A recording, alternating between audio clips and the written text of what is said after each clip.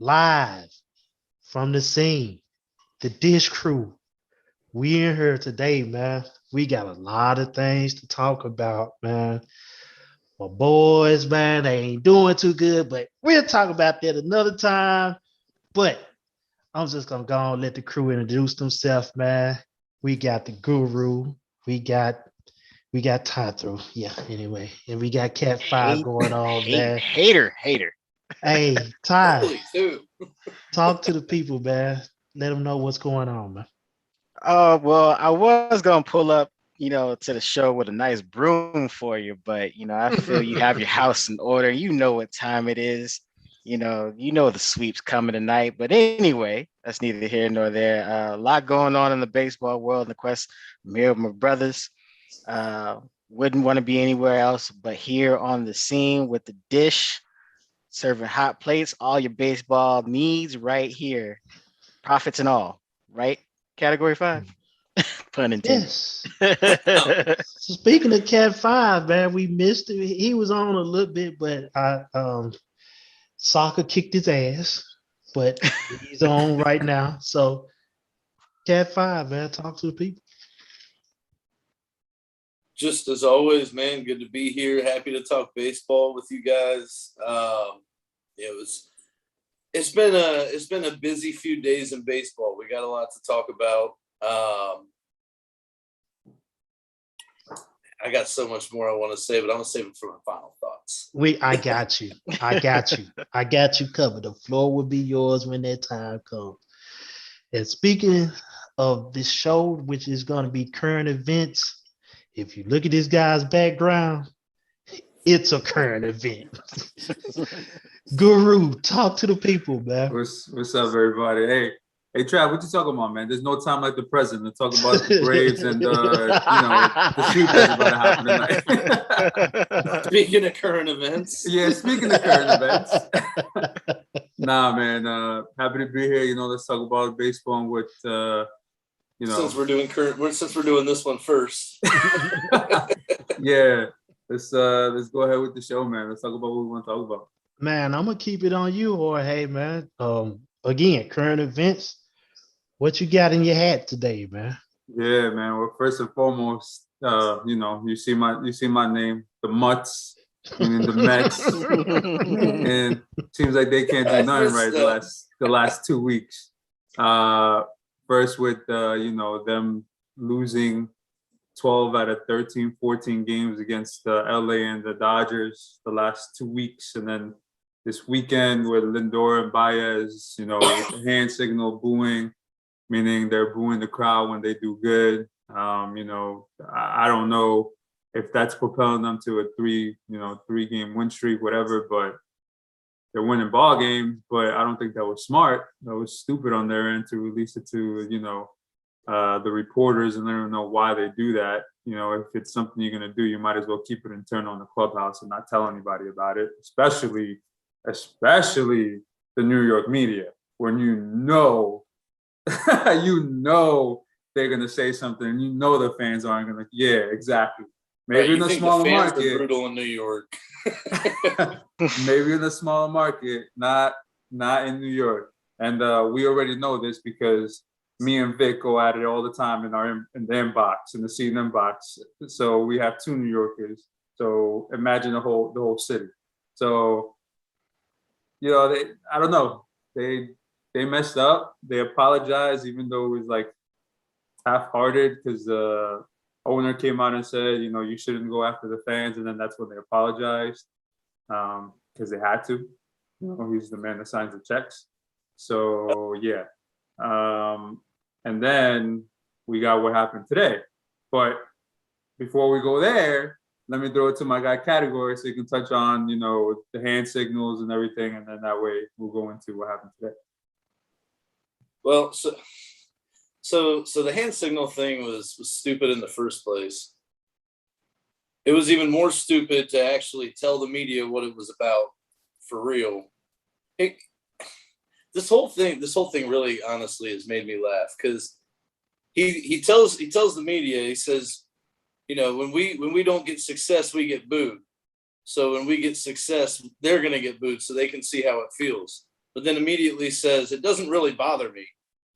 So then why are you giving them the thumbs down? Why are you complaining about it in the media? These fans are a different breed, man. This ain't Chicago. Cubs fans will love you, win, lose, or 100-year World Series drought.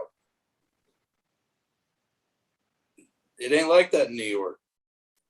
And then he comes out and his apology was like, oh, I didn't mean it was against the fans. Like they're not stupid either.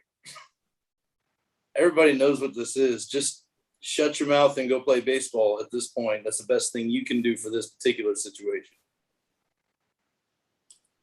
See, and like I told y'all in the chat, I get it both ways, you know, because they're doing a job and they're getting booed and it sucks. It's just that they're under a microscope. The thing that messed them up is opening their mouths and saying what it was about. If they would have never said anything, nobody would have known. People You know would have what I mean? assumed it was just some inside joke between the three of them, and that would have been that. Yeah, that's it. Like that's The fans might have even started doing it with them. Exactly. Like, and the fans wouldn't have known, and they could have laughed even harder inside. You know what I mean? Like in the clubhouse or whatever. Like they don't know what's going on, and they're doing the hand signal. Like, that's fine. But them coming out and saying something, and basically, you know, egging on the fans and saying, "You guys suck. Now we're winning. Don't cheer us." Like that doesn't make any sense. But then again, I understand because nobody comes to my job and is constantly standing over my shoulder and booing me. I dare somebody to do that. You know, it ain't happening. But you know how I felt about that, Jorge. You know, yeah, I volunteered. I would laugh if you were to show up and you stand over my shoulder and boo me the whole time. If we all worked in the same building, that would happen constantly to all of us. Facts. I'd probably pop myself on Trav's desk and be like,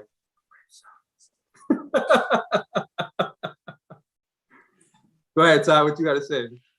Man, it's part of sports, but I'll relate this back to, you know, how Javi's treating this. First of all, let me refer to the wonderful Major Benson Winifred Payne. Sensitive. I mean, I understand what you're saying, Javi, but come on, man.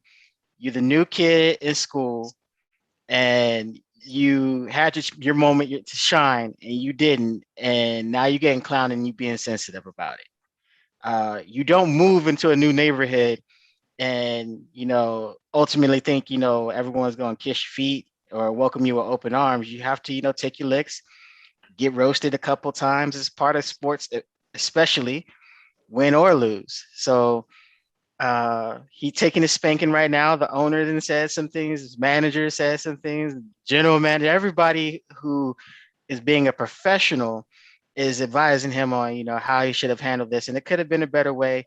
And while I get, you know, Stroman came out and said, you know, something along the lines of play, you know, as far as players, you know, kind of not in the media, not getting into narratives and players getting caught up in narratives. I get what he was saying, and that's true. Narratives are never cool, but unfortunately, it's, you know, a public sport, a public spectacle, and the public's gonna say what they're gonna say.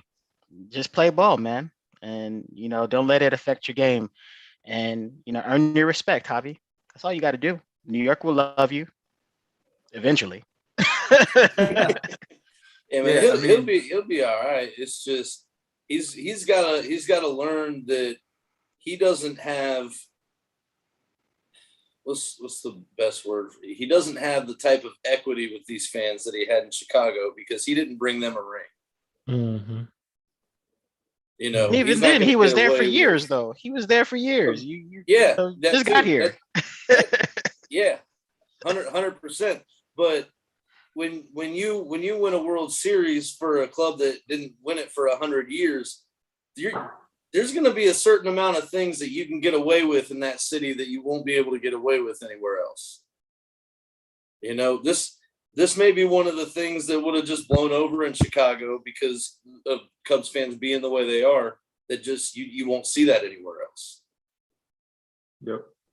And then in a twist of fate, baseball has a sense of humor, like I told you guys in the chat, that in yesterday's game, in the first game of the doubleheader, he scored the winning run on a single all the way from first base, and the crowd goes freaking nuts. So the crowd just like completely forgot about what happened, and they're going nuts. And instead of putting the signals down, they're putting the thumbs up and cheering for the guy. So like, I would have lost it if he shushed him. That'd been hilarious. So that like, baseball is crazy. Baseball is the only sport in which you don't have a timer. You don't have a time. Time can't run out. You can't run out the clock. You have your chance to get redemption. And, in this case, he did. And he won over, I guess, some of the fans, even though they were booing him all day. So, yeah. And now, keeping the subject on the Mets. Yes, because Ty did say something about the owners. Speaking of GMs and owners, continue. Go ahead, Ty. I'll let you take it with the GM, buddy. Okay. All right. Well, Zach Scott, come on down for the I'm a dumbass. And I will say this, teen drinking is very, very bad. Okay. And if you can't handle your liquor, why drink it all, my man? So long story short, we have a GM who was actually at a fundraiser, supposed to be a great event for the team that the owner, Scott Cohen, was hosting. And later on that night, decides he wants to drive around at 4:00 in the morning. Why he's driving around at 4:00 in the morning, we will never know why. I don't want to know why. But obviously intoxicated, gets pulled over in the suburbs too. It's bad when you get pulled over in the suburbs. No, they found him sleeping in his car at 4:17 in the morning. Oh yeah, at a traffic light. Yeah. You're right. At a traffic light. So yeah, 7 hours after the party ended. Exactly. Party started at what, 8:30? No, it ended about 8:30. It ended at 9, I think, right? Yeah. Ended at 8 or 9. But he's out there at a traffic light, and what makes it even worse about this, because he did obviously get a DWI. He refused the breathalyzer test, so he knew he was drunk. He knew it. It's bad when you refuse a test and you're like slowing your words. But now the Mets, have this nonsense to deal with. Shame. At what was supposed to be a good night for a good cause, it ended up being, a situation to where you have a guy who can't represent the organization well. So this is unfortunate for him. You cannot travel with the team now, and you on punishment. Go sit in the corner and, sober up. Man, they didn't even give him work privileges. Man. What category? What you got to say about this, man? I want to get your take. I know you got some jokes, man. Lay it on him. Here's my thing, man. Is you're in the middle of outside shot, sure, but you're in the middle of a wild card race. This is the stretch run. What the hell are you doing out at 4:00 in the morning on a Tuesday night, drunk? Like, come on, man. This is that lapse in judgment right there. Whether he was legitimately drunk or not, I'd fire him. The boy stressed out. I'd fire him. Like, come on, man. Like, show me that you want to be here. Take your job seriously. Like you leaving your boss's house. You can't be like, hey, boss, I know you got like $1 trillion. Can you call me a lift? Like, right. Like, come here, on. take one of my 39 spare beds. Go call an Uber. Go sleep in the West Wing. Like, damn, come on. Like that was just dumb. And like we were saying, 7 hours later, like, what were you doing between you leaving his house at 9 and getting caught up at 4? I mean, he was probably sleeping. He was probably sleeping for 3 of it in the car. But I mean, what were you doing in between that? If he was so messed up that he fell asleep at the wheel in the time it takes to wait out a red light, I'd I hope for his sake the public never finds out what he was doing in those 7 hours. The question is, was the car in park or the car was in drive? Oh, That's a real question right that's there. a real question. Mm-hmm. That's the question. Because that's the other Evidently, thing too. If the car was in drive and his foot slipped, he was he could have done. killed somebody. Could have killed somebody. Exactly. So that's why I was saying, like, was the car in drive or the car had to be in park. He was that tired. I have another like. Well, that's what happened when you're drinking in your Right. 40s, like you're in your Right 20s. there. I'm really bad at this pointing at the right direction at the background thing. I saw that you were like over here, and I'm like, what is he doing? So he was over here. No, it was over here. But Like- I have another related question though. Like, so from an organizational standpoint, you Jorge in particular, and a ton of Mets fans were super excited when Cohen bought the team. This is a super fan. He's a billionaire. He's going to spend the money he's, all that. Why are players at a fundraising event in the middle of the week, in the middle of a wild card race?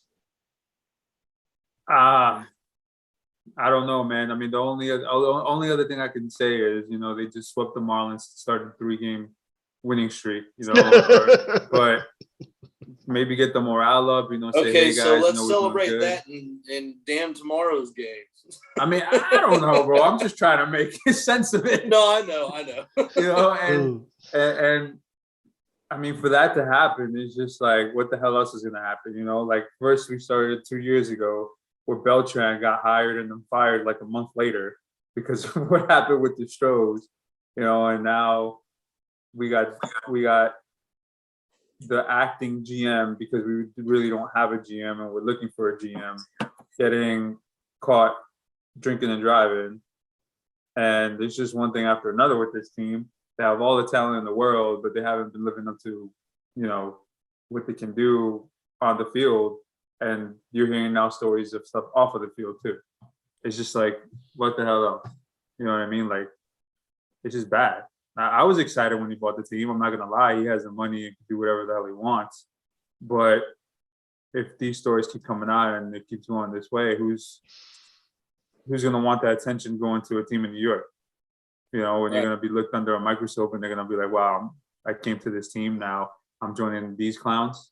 Like, Right. Nobody. Like, if I'm Steve Cohen and my GM is up at 2 a.m., it better be because he's trying to figure out how to put together a lineup that can hit. Yeah. Talk about a rough freshman year. Man, you got About to death, get expelled. you got death, you got taxes, you got the Cowboys gonna do Cowboy things, and the Mets are going to do Met things. Those are guarantees. So it is what it is. Oh, and don't forget Pirates losing seasons. Those are like Yeah. Always for real. consistent. A couple years ago, they had their first winning season in 21 years. Mm. And now they have been eliminated from the playoffs officially. With a month to go. Yep. Speaking of the Pirates and with the current events, we're going to keep it on you, Storm. They actually done something very historic. Could you please elaborate on that? Yeah, so today's date in 1971, the Pirates put out the first ever all black and brown lineup in Major League history. So basically the first Major League lineup with no white guys in it. For the most part, but there's some very historic names on that list. Willie Stargell. We were just talking about it right before. Roberto Clemente. Thank you. That's the name I was trying to remember. That's a cool thing, man. It's 50 years ago today. I got the names up. I'm gonna run them through them. You got first base Al Oliver, second base Rennie Stinnett, third shortstop Jackie Hernandez, third base Dave Cash, outfielders Willie Stargell, Gene Clines, and Roberto Clemente, and pitcher Doc Ellis, and catcher Manny Scen. Doc So- Ellis, that's another. Is he? He's not a Hall of Famer, is he? Who? Doc Ellis. I don't think he is. There's a couple Hall of Famers on there though. So Yep. So that's impressive, man. Like Very. first lineup to say that, yeah, they did that. They You know, did. and then back then in the day, that's a huge accomplishment. That's what that's what make it so significant. This is 70. This is 71. They done this. You want to know how many pennies, nickels, dimes, and all that stuff was thrown at players back then? Yeah, that's an amazing feat. Ty, what you got to say about that, man? what's crazy to me when I read into this, because shout out to Big Shot, of course, for posting in the dish in the group. If you're on Facebook, of course, join along. Is that the players didn't even really realize it until there was some chatter around the second inning. Like that's from pretty much Al Oliver, basically saying, someone was quoted as saying, "Hey, we got all brothers out there," and they didn't realize how significant this was going to be, or if their manager at the time, strategically actually did that to make a statement. Like Danny Murtaugh actually, he kept it classy, saying, "Hey, I just put the best people out there."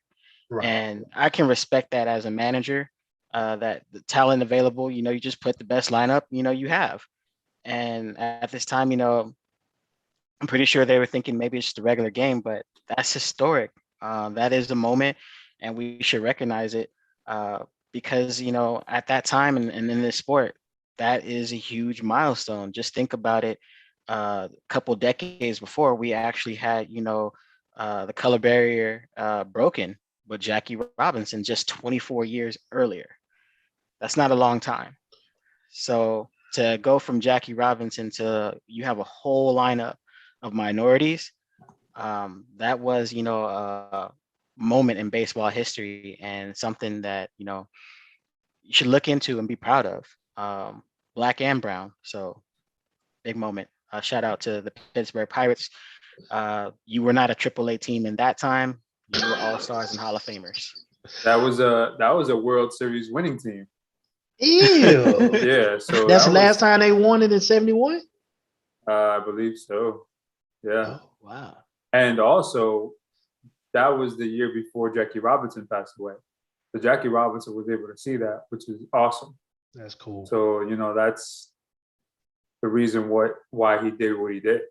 And for him to be able to see that, that must have been like amazing for him. You know what I mean? Right. For him to actually see what he was standing up for and why he did what he did. That's amazing. And hats off to the Pirates, man, for them to, even, you got to think about it. They're the first ones to ever do it. So that means that either no other team had the cojones to do it, 50 years. That's what I'm saying. 50 years. I'm saying. Yes. And no disrespect to the black and yellow. We have to throw out, like, 79 was the last time they won World Series. That was the We Are Family Pirates. That was their signature song. And way to be a family right there, to go from where you were at 71, that World Series team there, to winning again 79. Will the Pirates ever win in my lifetime? I don't know. But for this moment, great moment in baseball history. Way to represent Pittsburgh. To stay on that just a little bit more, what is the percentage of the MLB with people of color? Currently right now, yes. Please hold. Yeah, because I don't know that off the top of my head. As we all go to Google. Right? Alexa, what is Oh, snap. Special guest in the building. Yes, sir. We got special guests. We got Mr. West. We got Westrick in the building, man. What's happening? There's too many Nah, Reds not fans much. on the show. Too many Reds fans. If you want to, I just asked the fellas a question. You may know it off the top of your head because we was talking about the Pirates. The Pirates just did something that was historically in 50 years, which they done before, which is they whole starting lineup today was all people of color. Started the whole game. And I asked a question of the MLB, what is the percentage of people of color that represents the MLB as far as players? What is the percentage? Is it like 65? Is it 70? So I got some for you, Trev. Yo, As of October 6th last year, it was 55.7% white, 31.9% Hispanic, 7.7% Black, and 2.9% Asian or other. Yeah, I would have guessed like 10%. Yeah, same. Yeah. I was actually gonna say probably like 13, just because the MLB does want to get more, baseball into schools and also places where more people of color are gonna get into the game, because that's not happening. And that's why you see those those ads for baseball wanting to get kids into play and play baseball and all that, because it's just not happening. It's and I hope they do, man. I mean, for 1971 to now, and 50 years ago they did that. What was the percentage of of blacks in baseball then, of people of color then? How was it lower? I mean, I'm assuming maybe like 5%, maybe about, or a little more or less. I wouldn't say it wouldn't be that much difference. And I hope more kids get into it, man. As we see, baseball here in the United States is a huge sport. It's a huge sport, and it's money to be made too. So, but like we mentioned, on previous shows, when you have your stars, like look at your stars now, and who represented well as far as in the last All-Star game, and maybe even your award winners this year. A lot of them are international guys who were born in different countries. So the game has expanded, and is accepting of diversity. It's just market your players better. Give them that shine, MLB, because there's some great, wonderful, colorful personalities that you can embrace and can also teach. For as great as Ohtani is, as a player, as on both sides, as a pitcher and a batter, we can learn a lot from him in embracing his culture and Japanese culture. Don't tell Stephen A. that. Of course. We're gonna go to don't say that name. Do not, man. Stephen who? Stephen who? Man. I'm not gonna go there. But we're talking about current events, Zach, and I'm gonna come to you with this before I go to Ty and we'll get that done. We're talking about current events. We have talked about the Mets. We have talked about the Pirates. Is there any current event in baseball that kind of struck a light into you and you want to hear us talk about it, or what? Well, I'm sure you guys just talked about it with the Mets, but their acting GM. we already talked about that. Yeah, I'm trying to think of what's happened recently. And this actually, you know what? This is kind of off topic, but it actually reminded me. One of the new rules that have been instituted recently in the past couple of years is the 7-inning doubleheader. I really hate this damn rule. I don't like it. I don't know why. It's just, it strikes me on the wrong key. It feels cheap.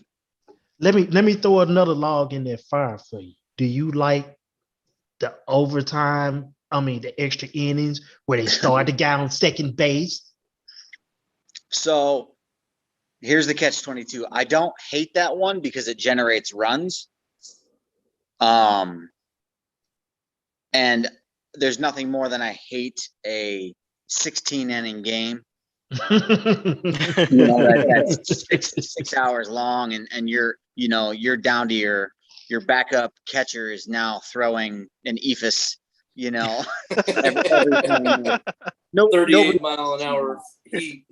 Yeah, nobody wants to see that. But on the same token, like I like 9-inning games. I don't hate the runner on second. Maybe it's also because I'm big into softball. I play softball a lot, and that's something that we do. And that's always been a rule. But maybe that's why I'm a little bit more warm to that idea.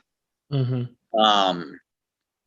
And I guess that's kind of why, like, if we're gonna cross sports, soccer has gone from the point where they just did overtime after overtime, extra time after extra time, until they had a winner, and they finally were like, let's kind of cut this down, and then they went to two extra periods and then penalty kicks. Look at the NHL; they did the same thing. They're like, okay, let's do our overtime period, then we're going to go to the shootout. I don't mind games evolving and expanding and becoming more entertaining. But did they really gain that much by making the doubleheader games 2 innings shorter? I mean, I found it okay last year when people weren't traveling. You know what I mean? Yeah. And like it was acceptable. But now doing it this year, whatever last year because it was a weird year. Yeah. Like, but now doing it this year is just weird. And what's even stupider and weirder is, let's say if the doubleheader started because of a game being already started and suspended, that suspended game is a full game. Right. And then the second game is a 7-inning game. Mm-hmm. What? Like, just let it roll. Yep. So here's another thing. So real quick to touch on I like the extra base runner rule, but I don't like it. I think it should start in the 11th or the 12th inning. Personally, I don't know. Well, I mean, in a regular game, I mean, it pretty much does. It's the 10th inning, but not the. I guess that's where my issue with the 7-inning rule is. Like, if you're going to put that extra runner in there anyway, chances are those 6 outs, or I'm sorry, 12 outs if you count the top and the bottom half of the innings, in those 2 extra innings doesn't really equate to that much. It's even stupider. If you go to extras and a doubleheader, you get a runner on second in the 8th. It would be actually pretty dope, and if they were to do this, it would be cool. Like, how about if they implement a rule to where, like, they just start a runner on first or second in the 8th or 9th inning? You know what I mean? Like, or on first in the 8th inning, instead of just making it 7-inning game. Like, you want more people to watch it, make it more interesting, not a shorter game. Because the people that watch the game, they want 9 innings. Especially the people that paid for it. You're taking 2 innings. You know what? Let's just make extra innings, runner on 3rd and 2 out. There you go. Man, what? You guys are making baseball purists like heads turn around like The Exorcist right now. Like, sports writers are like, did they just say that on the scene? Do this? They just do that. No. So I have another question related to the 7-inning doubleheader. Zach, since you're a special guest today, do you count, or would you count a 7-inning no-hitter? Oh, no. Hell no. Ouch. I 100% agree. Didn't Bumgarner have one this year? I think so. Why would I reward 70% of a no-hitter? It ain't 27 outs. No love to Blake Snell. You don't get credited with a game no-hitter if you come out in the 7th and 2 other guys could finish the game. Same thing to me. Facts. I mean, Can't argue with if that. that's the case, let's give Blake Snell one for yesterday because he didn't give up his hit till first batter in the 8th. Nah, we don't gotta give Trav any more ammo for anything. I'm good on that. I'm good on that. Can I get on the Zach Westbrook party because Mr. Yeah, West, go I am a ahead. fan. Go ahead. No disrespect to Kanye West, but your album was trash. But this is my favorite. Mr. West is in the building right here, so this is my favorite Mr. West. So your Reds, man. You had some controversy today in one of your games there, sir. A certain Grand Slam caused stoppage time. No pun intended. Let's talk about that. You see that? Yeah. So what did you think about the Cardinals, questioning Nick Castellanos' Grand Slam there and making sure his bat was right? Well, in the famous words of Jay Ham, the St. Louis Cardinals are slaw as hell. And it's nothing that I don't expect from that organization. It's we're not in the Albert Bell era. We're not, we're not in the corked bat. We're not, and it's not like Castellanos is some slouch. Dude's been tearing the cover off the ball all year. Why now? Like, because it was a Grand Slam?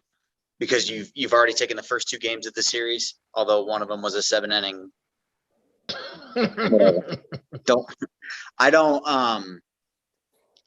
Truthfully, part of me wondered if it was because it was so early in the game and they wanted to slow the game down, give the pitcher some time to relax. Like,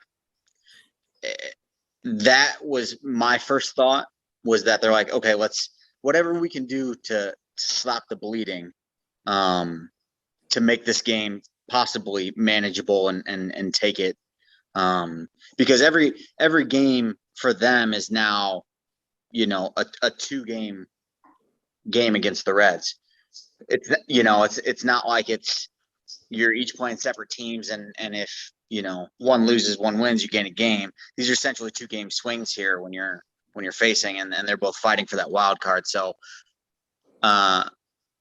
first and foremost, fuck the Cardinals, but I think I was gonna say, I wonder if it's not just because if you want to sum up, the best way to sum up the relationship between the Reds and the Cardinals would be to ask Brandon Phillips.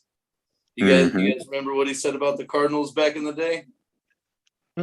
Refresh our memory. I hate the Cardinals. All they do is bitch and moan about everything. All of them. They're little bitches. All of them. I really hate the Cardinals. That's how both teams feel about each other. Well, I mean, Zach just said it. That's what division is supposed to do. Yeah, that's what they hate each other to respect each other. So a couple of things here, fellas. Dennis is saying what's up to all of us, and then Big Shot, he's saying the 7-inning doubleheader is weird. So he agrees with us for sure. And then Victor saying trash with question marks. Vic, what are you talking about, bro? And then he also says it's funny because Ham's a Cardinals thing. That is. So, yeah, I get you. So I got you. The reason why they got mad is because the bat was like cracked on the top end of the bat. And from what I understood from the commentators after I watched it is that he cracked the bat earlier in the week and he's been using it since. And now it's become an issue because he hit 2 home runs in 2 innings? So yeah, 2 runs shot in the first, grand slam in the second. Yeah, so I mean, I'm assuming it's because, all right, he's hit 2 home runs in 2 innings. Don't give him a shot to hit a 3-run home run next one. So they want, like Zach said, they want to stop the bleeding and, the division rivals. But at the same time, like, come on. Yeah, and that's the thing. It's not like a wooden bat that's cracked is going to benefit you in any way. No. You know, this isn't composite bats like in Little League and college, where once it starts spidering and webbing and the material breaks down, the bat gets hotter. This isn't the case. When wood fractures, it essentially, you lose pop. It loses the integrity, the structural integrity of it. It's a fucking Cardinals, man. That's all I gotta say. Like, it'd be one thing if, like, I could see if a guy comes into a game where, he's gone through a 15, 20 game span where he's in a bad slump. But Castellanos has been hot. It's not like this is something that's totally unexpected out of a guy like him. Yeah. It's just baseball, man. That's why I think if anything, you may be spot on with trying to slow the game down, give his pitchers a breather, that kind of deal, because I can't see any other legitimate reason to do that there. Yeah, I mean, nobody wants to get punched in the mouth for 8 runs in the first couple innings. You're like, oh, okay, stop, time out. Can we make this a 2-inning game? Hold on. I just looked at my phone. It's going to storm here in like 10 minutes. We got to go. Yeah, right. It was frustration. It was frustration. Like you factor, they had a close loss. The game before was at 5-4. So division rivals, history between those division rivals. So a lot of pettiness, just because of bad blood. Had it been any other team, I don't think it would have happened. Mm-hmm. But like you guys said, Nick is having a career year. He's like one away from his career high as far as home runs. So obviously he's been doing something all season long to be this great. It's just taking that sip of haterade because it's happened against arguably probably one of your better pitchers of this year, more consistent in J.A. Happ, and he got rocked in 2 innings. On to the next one. Let's keep it rolling. It's like when they asked him about why Reds players keep getting hit so much, because we're hitting. Ty, it's on you now. What's the current event that you want to bring to the table? Well, I mean, we could always, end it with a recap of where we're at as far as September is here, and we got some races. Give you an update on the standings just to, let everybody know where we stand on the first day of the month. Because it's shout out to Bone Thugs. It's the first of the month. All right. So with that, I want to start with the wild card race because, we have some teams that have, some stakes. Huge stakes in that wild card race, the Reds being one of them. Right now, your AL wild card leaders are the Yankees and the Red Sox right now. And you have the A's trailing at a game, Mariners 3 games, which that's a huge surprise for me to have the Mariners in the postseason conversation. Like, shout out to them. If you run over to the National League, that wild card race is just as wild too, where you have the Dodgers and the Reds, but you have the Padres only a half game back, and you have the Phillies 2.5, as well as those pesky Cardinals right there. So the Reds are going to have to continue getting those hits, continue getting those wins, however you guys do it, because the Padres, Phillies, and Cardinals are right there looking at you. Division leaders, you already know, for the National League, Giants in the West, Brewers Central, Trav's team, who is getting swept and got the brooms out, in the NL East, where they can't handle their liquor. Well, some teams in the NL East can't handle their liquor. And we already touched on that subject. We just, as just got to poke the bear a little bit. Just got a little poke, a little nudge, a little elbow for you. We need to get the hell out of LA ASAP. This is like that show where we refused to give the Mets an honorable mention, so we just gave them a mention. A Mutson. Hey, I don't know if you guys know, but Toronto. Well, you guys know that they're 4.5 games out of the wild card, but there was a stretch to where I heard this the other day on the radio, and I don't remember which show it was, and I'm sorry, I can't remember.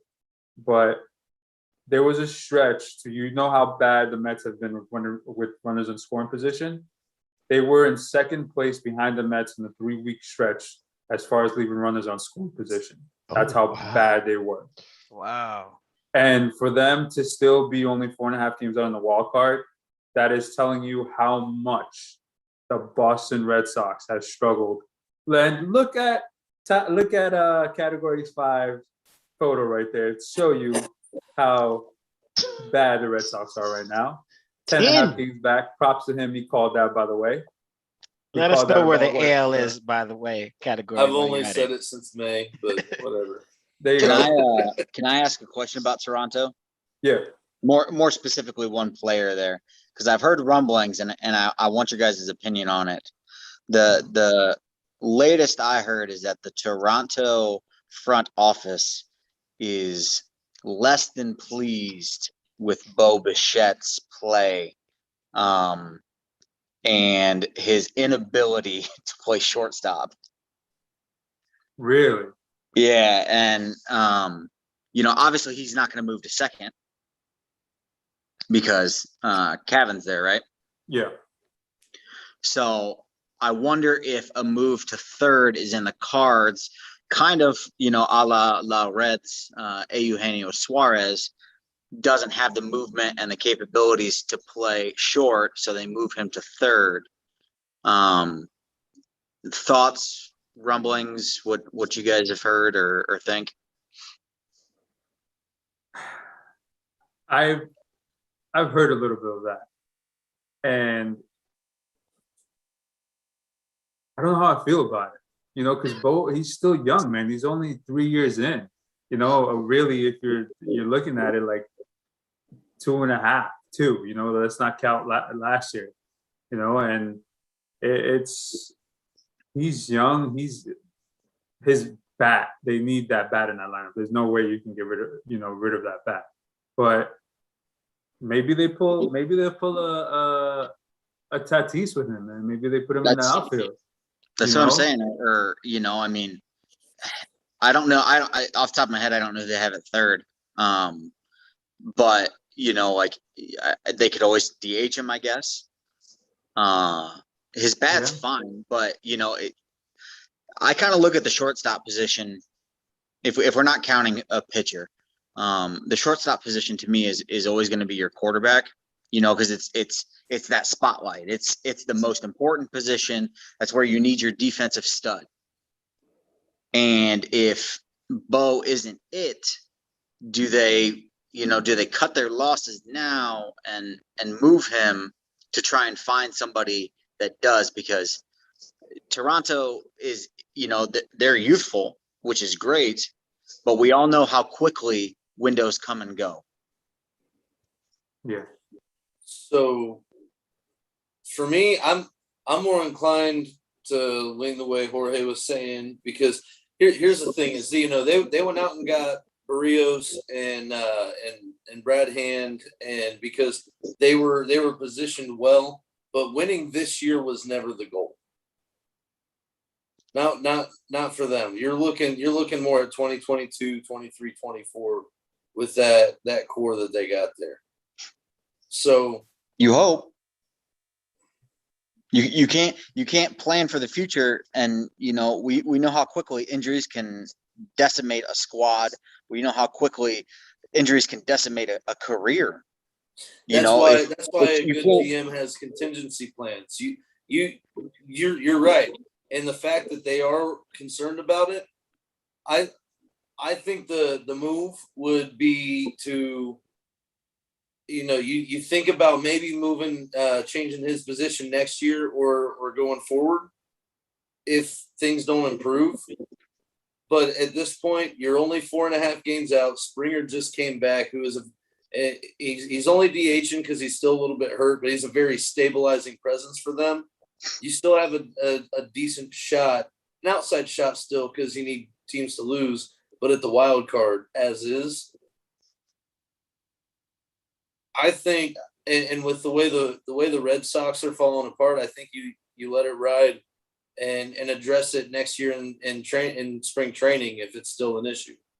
I guess I didn't necessarily think that they would make a change now, but just, you know, the thought process on, because we saw it with Tatis, and if Tatis isn't exempt from getting the boot, then, you know, I don't think Bo is any more or less likely to see the same. You know, you gotta call it for what it is, and I know that, at least from what I've read, they've been less than pleased with his progress there. Yeah, but Tatis's position change was born out of necessity because of his injury, as a way for them to get his bat back in the lineup, and it may end up being semi-permanent because just of how good their infield is without him anyway. So I mean, it's a little bit different, but you're not wrong either. And actually, the third baseman, second base, or shortstop that can fill in is Marcus Semien. You know, I always forget Marcus Semien is on that team because they have so much young talent. But like Storm just said, the reason why they moved Tatis is because of injuries. But the reason why they'll probably wind up moving Bichette is because his bat outweighs his glove. You know, and they need his bat. There's no way around that. You know, he's just too talented and at the dish. Hey, to not have him, you know, batting, you know, and if they put him as DH, fine. But do you guys think that it's important to not have your most important offensive player also be your most important defensive player? Because that is a lot of pressure, you know, specifically talking about a shortstop, and maybe why, you know, Tatis's move to the outfield may become permanent, because he's without a doubt the most important offensive player on San Diego. You know, and if just taking some of that pressure off of him of being the most important defensive player on the field, if that benefits, you know, in the long run, all the better for it. I mean, yeah, and this is kind of going to what I continue to say about Manny Machado, you know, in a way, like, it takes pressure off of you when you don't have to be the man and you're, you know, second in line. So it can take pressure off of you that you don't have to make all the plays defensively, and you just worry about the offensive side because you know you have to carry the team on that end. You know, right.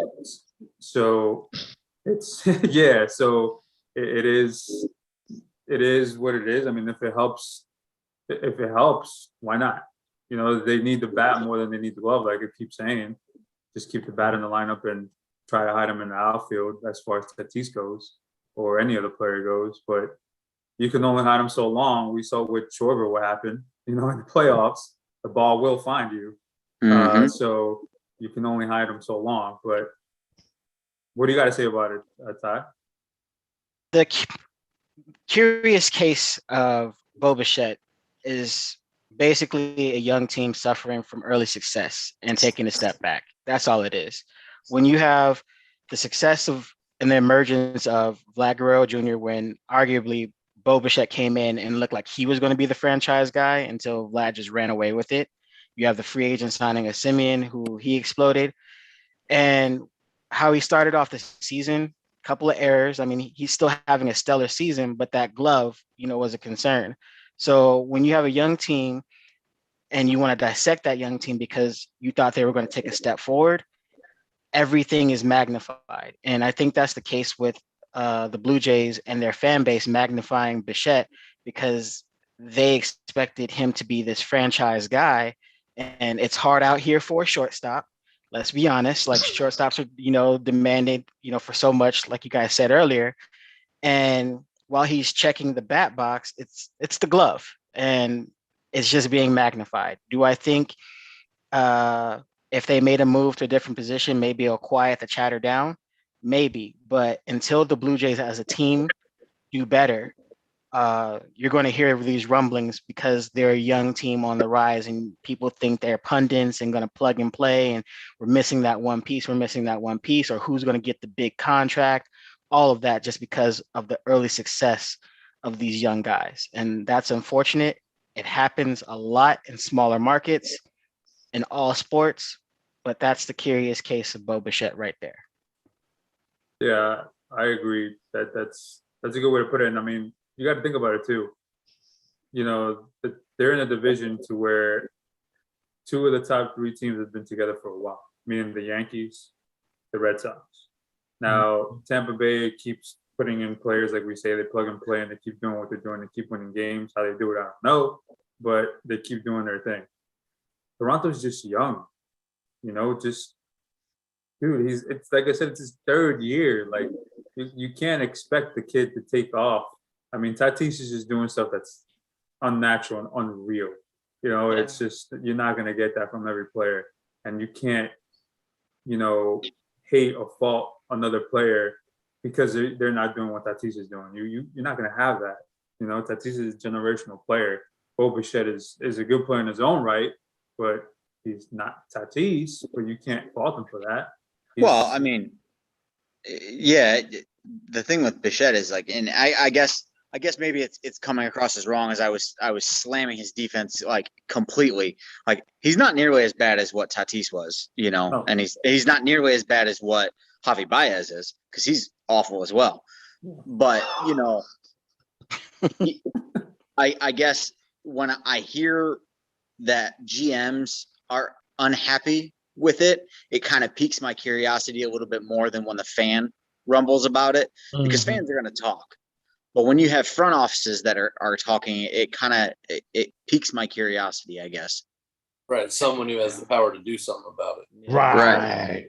I think the Rays cursed the Blue Jays though. Like the Rays figured out how to win with young guys and a young team. Right.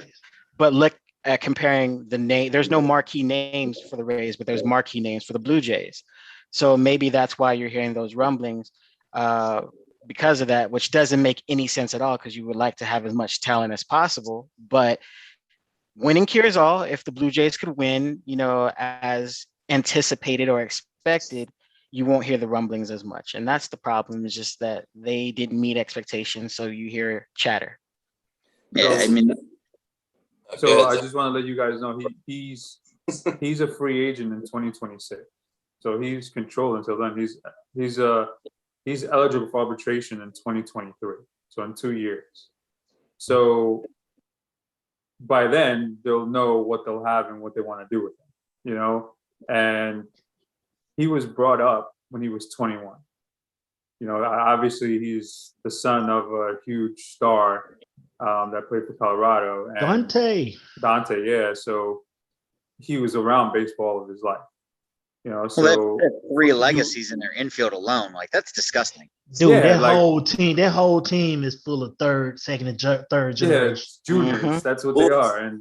And you're telling me, okay, you knew this kid was going to be a star when he was like, what, 13, 14? You waited 7 years. You can't wait 2-3 years when he's in the major league level. Like, come on. You know, that's. What have you done for me lately? You know this. Oh, yeah, of course. Wow. but then here goes the side to the other coin.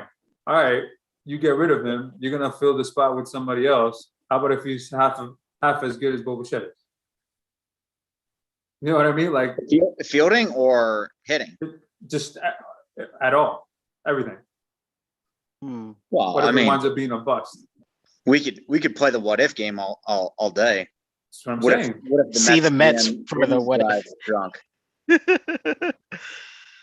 Actually, think about Lindor. So you gave away somebody younger in Rosario who's looking like a stud right now, and Lindor is looking like, Yeah, he's looking real Cleveland right now.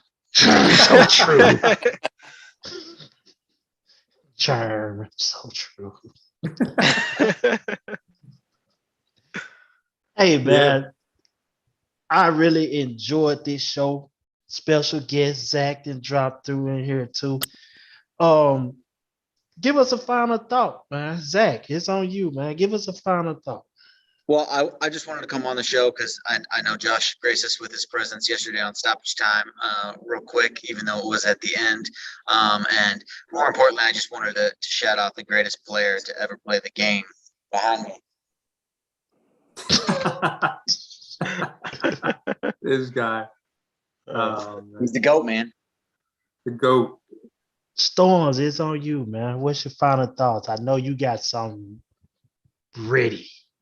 Well, so we've been talking about playoff teams for a while, and one team that's in position to win the wild card right now, who won't be, something that I've been talking about since late May, while they were still in the middle of their 3-month run at the top of the AL East.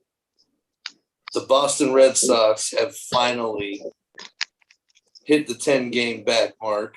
Actually, is that game still going? Are they 11 back yet? Anyway, they won, so they're back to 9.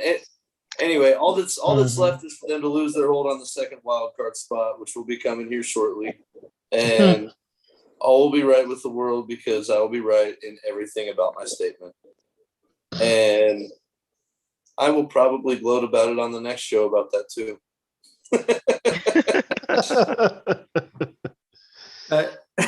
I just saw a comment that Big Shot just put. Oh man, on Facebook, he put the city that never sleeps unless you are in the car faded.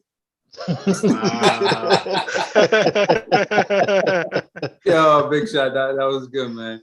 And then Germ was saying New York fans are just different, based off of what we were saying earlier.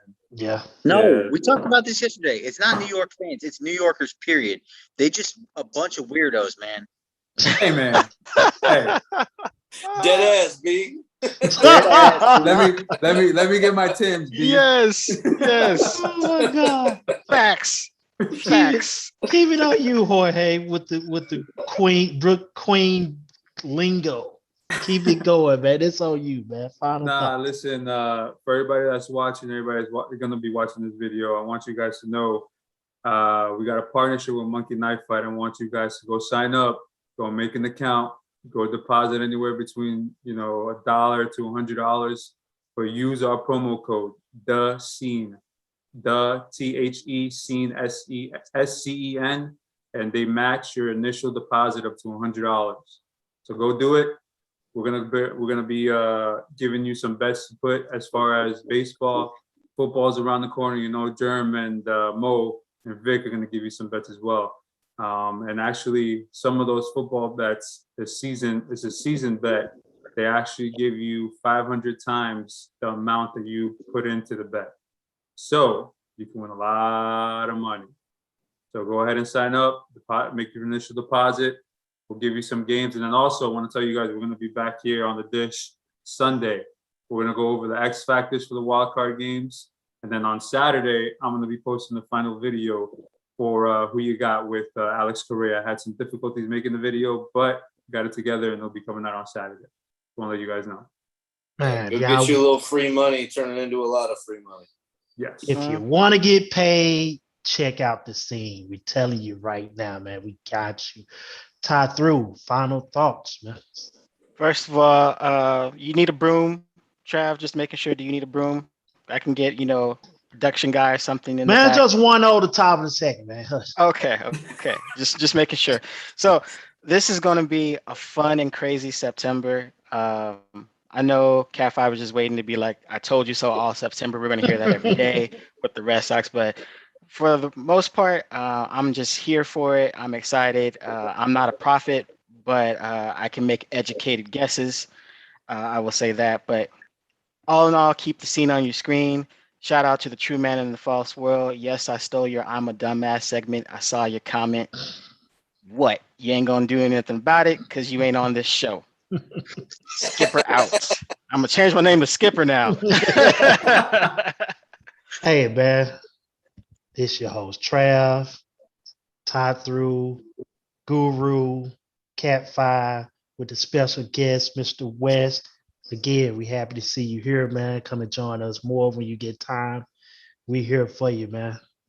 This is the dish coming from the Scene. We gonna holler back at y'all Saturday, Sunday. Just stay tuned. We got you covered, man. We gonna holler at y'all, man.